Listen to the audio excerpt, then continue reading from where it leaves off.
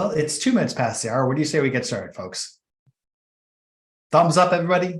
Sounds good, David. All right, let's do this thing. Hey, thank you one and all for joining us here on our monthly webinar. It is fantastic to be chatting with all of you again. We hope for this one to be a little bit more interactive. We had a couple conferences happen since we last met. We had RSA down in San Francisco, and we had SiRA happening over in Reston, Virginia there. Both were fantastic. They took a lot of our time. And so we figured we would do a recap of some of the conversations that we had while we were presenting at both those conferences, as well as some of our recent work. I did mention that this is kind of a more interactive format there. So we have a smaller attendance this time there, and we'd love to have more of an interactive Q&A. If you have questions there, please feel free to add them into the Q&A section there, and we will have a chat to talk about all the new findings and research and stuff we've been having. So with that, without further ado, I'll turn it over to Dr. Edwards to kick us off on his presentation, one of his 2 presentations at RSA. Dr. Edwards, I always love the sound of that ever since I graduated.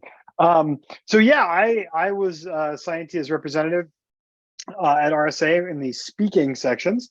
I did 2 presentations. One with Sander Vinberg from F5 Labs, based on some research we published earlier this year of the title that you see on the screen, the evolution of CVEs. I don't think we had the second part in the actual report. Sander tacked that on because it was a vendor talk. And then I'll talk about my second talk when I get to my second talk. So I'm not going to go through the whole thing, obviously, because that'd be way too much. But I just wanted to talk about a couple points. This talk mostly focused on how CVEs have evolved over the last 20 years of the existence of CVEs as a real thing with NVD. David, you want to pop the next slide forward? The main point of that is we see these big changes. We've seen lots of increase in CVEs over the last 20 years. Some of those changes are due to the process, and some of them are due to actual increases. So on this chart, we just show kind of in particular that 2017 bump was really oh, the CNA process started, and so we got a lot more CVEs out there. And I think my favorite chart, I just picked one more if David wants to go to the next one, was this idea that, oh man, I had a build out there. Move on to the next one. Was this trying to capture all of OWASP over the last 20 years and how it's changed. And the fact that language changes, trends change, and it's really hard to pick apart what's real and what's just different in the way we talk about things and the way we define terms. So this is kind of a fun one. We looked at what the top 10 was for OWASP over the last 6 iterations, and how things have kind of jumped around and recombined. And so this was just really a super fun talk. Go read the report, and I'm happy to answer questions and talk about it later. I think there's a recording online too if you want to watch it. And Ben, just real quick, this is probably one of my most favorite visuals from that whole report, because usually we create these and we call them a worm chart, but usually they're more flowing. And you had this problem where broken access control, the second one on the left, dropped in 2007 and then came back in 2017. And I think they had a slightly different name or something, but so I was trying to get all that linked up. So you did this dash line, and I think it was just brilliant. And so this, just looking at it, looks a little bit spaghetti-ish, but I really like the flow of it. And I really like this visual. That was totally the point, is we want to get across, you should be able to pick your favorite OWASP category and kind of follow it across. But we also want to get across that, holy crap, this is a mess, right? It's not just these categories kind of shift around a little bit. It's they come and go, they get combined and separated, and it's all just kind of all over the place. And I'm sure we also did some cleaning up of the categories and naming them to what we thought they should be to be consistent across years. So I'm sure somebody wants to yell at us about what we renamed something. Yeah. That's good. There's always somebody who wants to yell at us for something. Yeah. That's okay. We're used to it. Well, thank you, Ben. I appreciate it. We'll talk to you again in just a few minutes. Okay, so next up was John and myself. We had the pleasure of presenting at the first in-person SiRA in a couple of years. Very kind of cool. It was great to see so many people that we had known before, some of which are present here, met a bunch of new people there. Really super excited about all of that there. But we were talking about the theme for the SiRACon was extreme losses. And friends of the show here may know that we've done a few things on extreme losses over the past few years there. So we were super excited to participate in giving some tips on how to both manage and measure and then report on extreme losses, what we call whimsically the devil's tail. Again, not going to go over the full presentation there. This is just to give you some flavor of some of the key findings that we had there. The recording for this will be available to SiRA members and is available to SiRA members right now if you go out to the C-Event website there. But never fear, if you don't happen to be a member of that as well, the slide deck will be made available as well. So you can still get some of the content there even without our scintillating presentation. So one of the things we're trying to communicate in this is that we've been dealing with extreme for several years now. And we've been trying to struggle with how do we even define this concept of extreme. And we've had a couple of different definitions, even in our own research. In IRIS 2020, we talked about the 95th percentile from a loss magnitude perspective. Then we went into the extreme IRIS report there, where we were looking at the 100 worst events. We were looking at by loss magnitude and record count. We then went into ripples and tsunami, where we were looking at multi-party breaches. And then we kind of played it old school with the most recent IRIS 2022, where we're working with CISA, where we went back to 90th percentile with one important distinction. We introduced this new measure of TVAR, or the tail value at risk. And so the question is, why is this important? Why are extreme events important? And one of the things we posited was this concept of 3 different modes of managing risk. Now, all models are flawed, to quote Box on this there, but this is useful. At the most common end, you have the things that you just kind of do as a course of doing business, the virus and the laptop, et cetera there. In the middle, you have things that are covered here by these types of things, where you see the typical event in one of our IRIS reports, where you see the typical event is about $250,000, $260,000. And those are the things you're spitting up your CSIRT for, and you want to try to mitigate. And then these things that are out in the extreme, the 95th percentile, are the things that you really want to transfer risk, because they're really potentially business impacting viability perspective. So insurance comes into play here. And so a TVAR is a great calculation where you've got $52 million at the 95th percentile, but you notice that tail goes way out there to the 10 billion, even more. So how do you measure that? Well, one calculation for doing that is with the tail value at risk calculation, which is essentially looking at everything over the 95th percentile and then averaging just that portion of that, actually taking the mean of it there. So we actually are talking about a true average, as is commonly referred to. I'll kind of breeze through this there, not to take up too much more time here, but essentially what we're trying to answer is this question of, given a certain loss magnitude, how much is it likely to be? And I would encourage you to come and check out the reports there, because we've got some interesting graphs showing how stable is this value over time. And the answer is that it is stable, but the tail is changing shape in what we've seen in our observed data set there. And that has some very interesting ramifications on TVAR and the observed mean. And there's even more in the presentation, which I'm leaving out here. John had a fantastic section talking about biases there. John, is there anything you wanted to call out in particular here?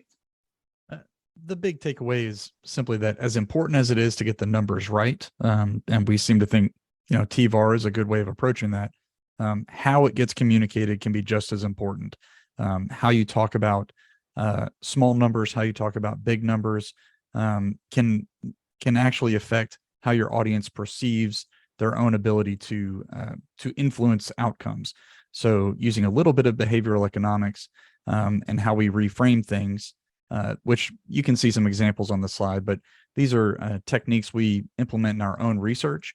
If you ever happen to zoom in on our axes and their teeny tiny percentages, you'll see we use this 1N framing, and you'll see we often use the kind of, this value is 10 times this other value, just to kind of anchor our audience's perception a little better. So just kind of eating our own dog food here and trying to share a little bit of the magic behind the scenes on how you can approach your next board presentation.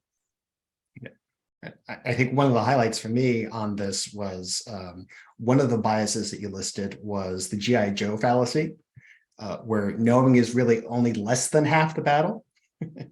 I think thought as you were an going to say that the memes were the highlight, but I appreciate that Oh, actually of some of the course they content are. was Of was course part of they that. are. Our high quality cat gifts were the highlight as always.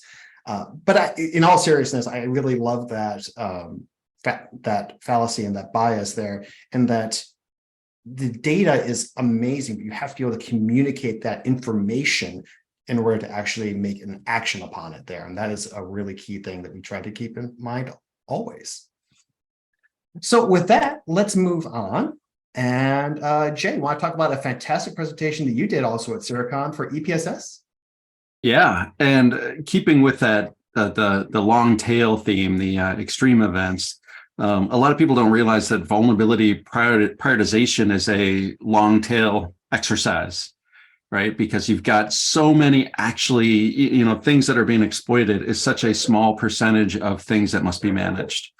And that's the challenge with it, right? Trying to pick out this small little amount from a rather huge amount.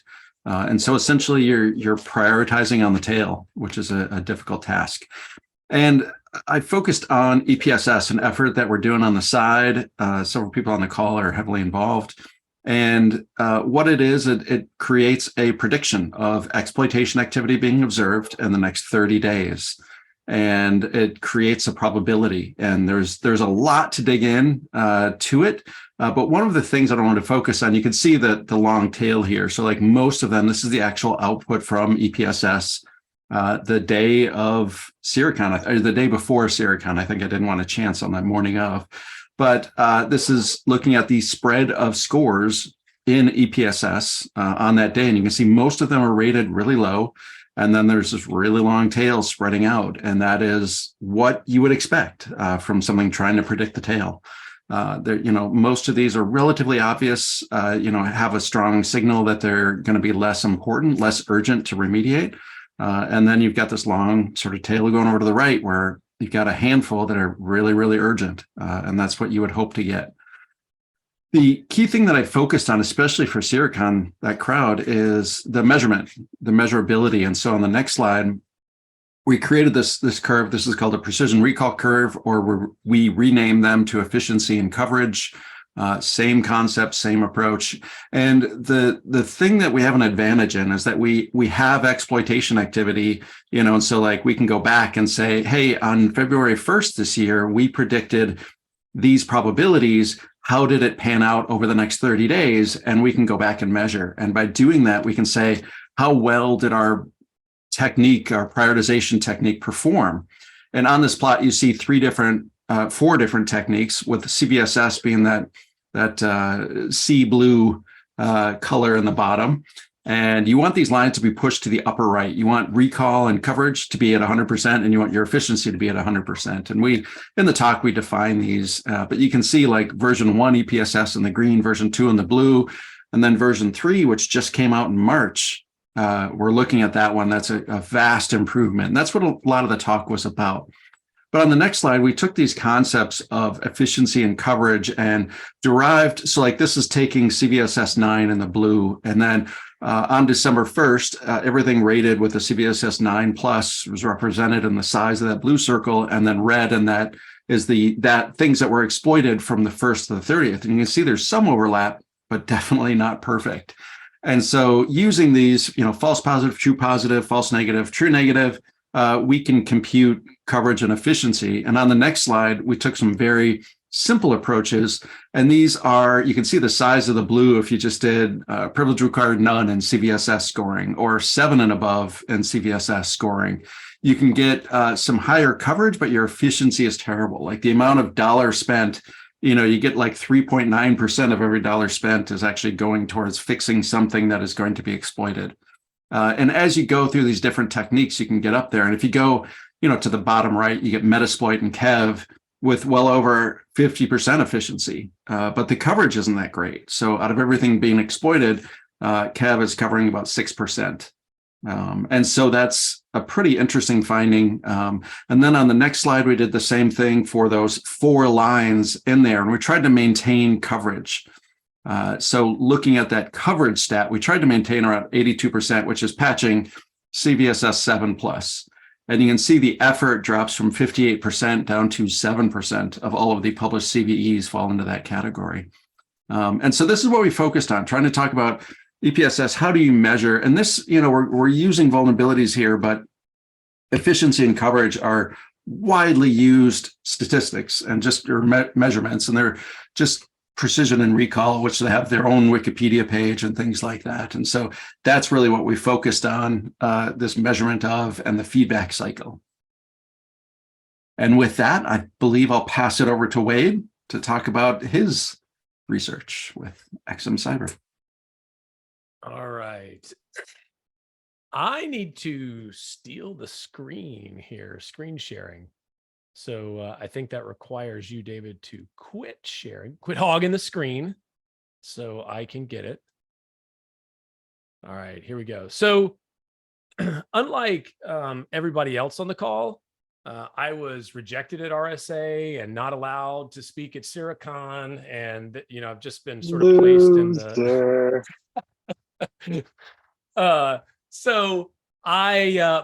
but I did do a webinar with XM Cyber on some research we did with them and released recently, and I figured I'd highlight some of that. It's different than risk quantification, tail value at risk, predicting vulnerability exploitation.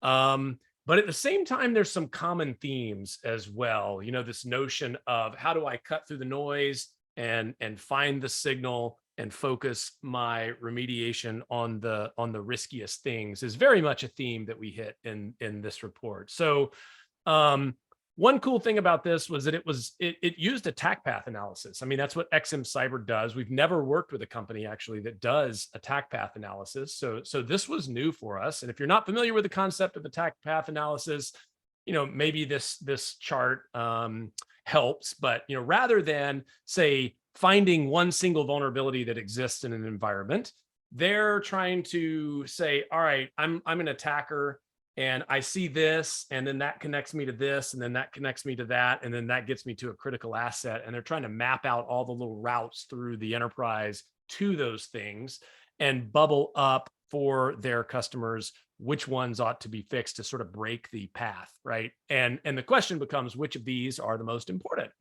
And we did a little bit of looking at that, and a couple just highlights. Typical organization, we found about 11,000 exposures. An exposure is basically some kind of vulnerable resource and a technique that can exploit it, right? And if you chain those together, then you have a path. So I think a lot of exposure management is treating those exposures as individual things, right? I need to go fix these 11,000 things or some subset of them. But one of the cool things we looked at is maybe we can reduce them by figuring out whether those exposures, those attack paths chain together to get to critical assets. And if they don't, there's a term called dead ends.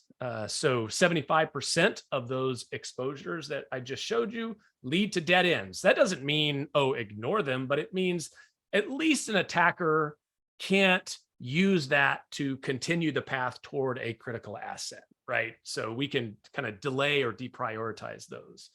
And what we want is to identify those paths that do lead to critical assets.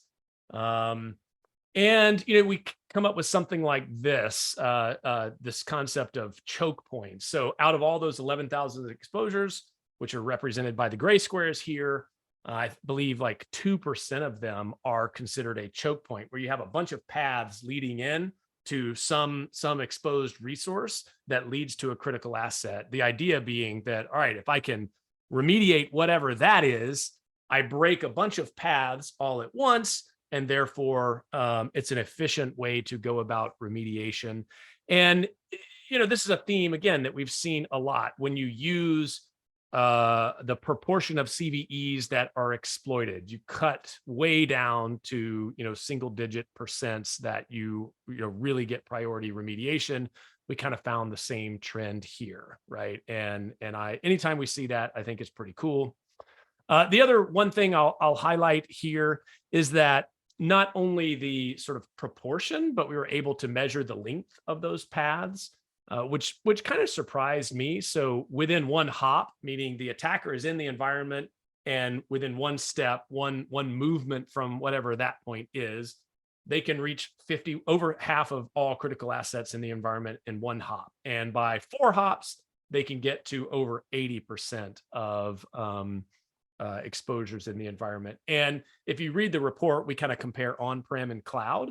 Attack paths tend to be longer on-prem and surprisingly short on-prem. For instance, I think within one hop from the initial access point in a cloud environment, you get to 90% of critical assets in the cloud instead of taking 4 hops to get to 80% on-prem. So if you like that kind of stuff, there's lots of juicy tidbits and stats in this report if you would like to check it out. And there is a webinar, and I'm sure we'll give you some links to both of those resources.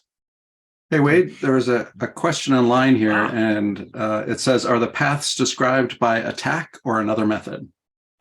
So XM Cyber sort of has their own way of referring to these, but they do have them mapped to MITRE ATT&CK. And I don't believe, Jade, in the report, did we give the attack? We did not give the attack version, did we? I don't think we so. did. No. And I think, in fact, I think we sort of put all these specific techniques in the appendix, and we just did things like, hey, 80% of these involve something related to identity and access management. So we tried to give broad groupings on these things, but short answer, yes, they do have that, and they have reported on that in the past. We did not get super deep into exactly what is this technique in this particular report. Yeah. Good.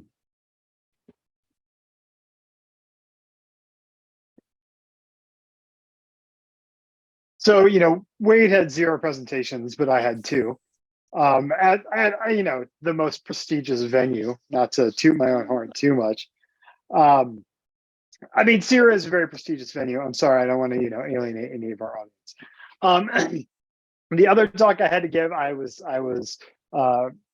lucky enough to give it with Masha Sadova, the co-founder and president of Elevate Security, on employees in the new perimeter, how pandemic shaped workforce risk. And this talk was really about some of the work we had done with Elevate that I'm sure everybody in the webinar is familiar with, about the size and shape of workforce risk and high-risk users and where to find them. But it also included some new, never-before-seen research, which was largely included because we put it in the abstract of the RSA talk, and then the talk got accepted, and so we had to do said research. And so basically what we did is we looked at users and how their kind of risky behavior, as we've defined it in previous reports, changed in the 6 months kind of before the COVID pandemic really happened, and then the 6 months after lockdowns really happened. So the timeline's going from about September 2019 to March 2020, and then there was that month of chaos where there was lockdowns and nobody knew what was happening, and everybody was going to get sick and die, and it was very scary, and it still is, and it was not a great time for anybody. But then we looked at the 6 months after that, which again, quarantine, weird, lots of companies moving to work at home, and we wanted to see how users' behavior changed. It's cool. Elevate tracks individual users, so we can say here was their click rate before, here was their click rate after, what changed. We did some cool math where we actually used Bayesian estimates with really weak priors for lots of the users, so we can actually do these kind of ratio tests. And we found some really interesting things. This is the penultimate slide of our talk of here's the outcomes for COVID. And it's basically looking at this behavior change, and it's a percentage change before and after. What we found super interesting is simulated phishing got worse. So in those 6 months, people were working at home. They reported phishing less, and they clicked the simulated phishing more. We didn't have enough data to get real phishing information, but certainly for simulated, they seem to do worse. Weirdly, people got better at training. I guess they were sitting at home during quarantine, not working, and they were like, I guess I'll finish up that training that I've been putting off. They completed it more on time, and they completed it more often. They just completed it. People didn't leave it running. And then sort of interestingly, I think this is the kind of biggest impact one that we talked about the most, was that malware went down. So for most users, their malware rate, like the number of events they have kind of over a time period, went down about 25%. And so if you move on to the next slide, the question that we really wanted to ask was like, where was that decrease felt the most? So what this is, on the horizontal was kind of the malware event rate before the pandemic or before all those lockdowns happened. And then the vertical is the malware event rate, like, or the ratio of that and after. So if we were seeing something that was like regression to the mean, if I was going to be a statistician, we'd see about the same amount of stuff like above and below the line. So like high users would kind of go down, low users would kind of go up, and there would kind of be regression to the mean. But we don't actually see that here. For the most part, the kind of low risk users, those down around 0.1 on the left, that big red blob, they stayed about the same. Some had like higher rates, jumped up. But for the most part, it's like those really high risk users had a lot fewer events. We don't know, maybe working from home was safer for these people. Maybe like there were other controls in place. Also possible monitoring went down during those first 6 months. People were trying to do remote work and it was really hard. Really hard to track those users and endpoints as people kind of transition to maybe home equipment. I don't know, but we did find this as a super interesting result. There's definitely like a blog post or report coming about this, because I think, you know, we kind of threw it out there for an RSA talk and thought, if it comes up, we'll do it later. And then it turns out we got accepted and did some really interesting research. So if there's other questions on this, I'm happy to answer, but this was a fun one for sure. And we had a great time getting feedback on this one. Well, Hey, Jay has a Ben. question I can tell. Yeah. Yeah. Have you looked since this and looked at people returning to work at all? Did So things yes. return to normal? So normal, is there such a thing as returning to actual normal? So yeah, so things like simulated phishing seems to have kind of gone back down. There was this big spike in that 6 months, but it seems to kind of have gone more normal since then.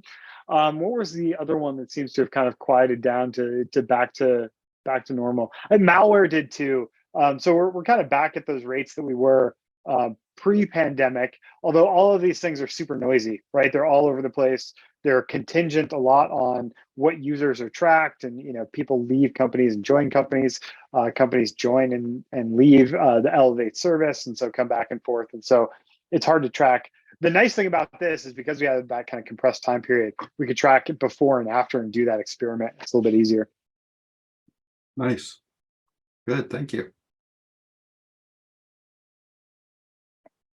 Who's running this thing? I guess we're all running this thing here. There's too many cooks in the asylum or something like that. Well, fantastic. I think we just went to the bottom of the half hour there. If there's questions, we're happy to chat there, but we're happy also to keep it short and let you get back to your almost long weekend. Yeah. Sit around and wait.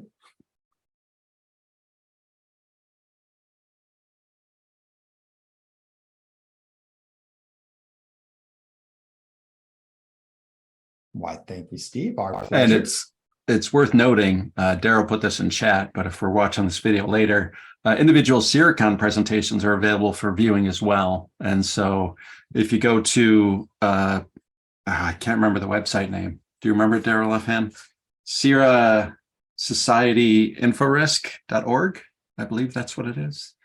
But feel free to find SiRA, and I'm sure, yep, societyinforisk.org. Thank you, Daryl. And you can head there and get information on watching that. We do have a question here from Gage about, is this done every month so that I can follow along with progression? Is this specifically about our Elevate work or our research, I wonder there? We're doing webinars every month, right, We Caroline? are doing webinars every month. Elevate. Okay. I mean, I'm sure we'll have updated research from them.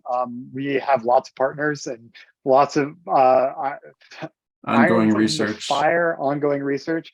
Yeah. When we have more stuff come up, I'm sure we'll announce it. If you want to get in touch with me and talk about other things, I'm happy to chat Elevate for sure. And, you know, if you're interested in learning about any future work that we do with Elevate, human research, or just research in general, we do have a mailing list, which you can find out at scientia.com and sign up for our low volume mailing list to get notified of all of our new research. And we'd love to share it all with you.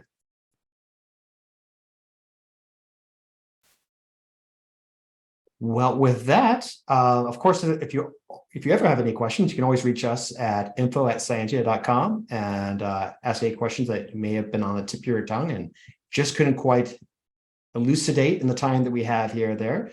But otherwise, thank you so much for attending. We hope to see you